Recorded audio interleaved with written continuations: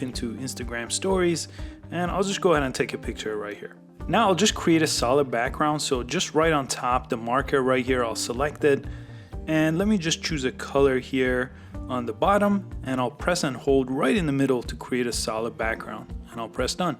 Now to add a sticker, we'll click the sticker icon right on top, and there's an option here that gets access to your photos right here. It looks like this.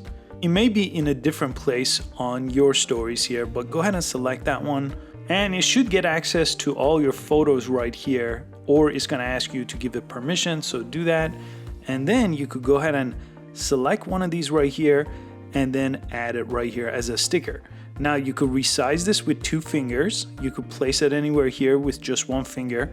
But what's really special about this is you could do this multiple times and add multiple different pictures overlapping or just independent here on the same story. So I could just add a whole bunch of pictures here and really create something unique. And that's one of the benefits of using the stickers for photos here, because you could have many pictures in the same Instagram post. I hope you found this useful. Please give it a thumbs up. I post easy to follow social media and tech videos every single day, and I'll see you next time.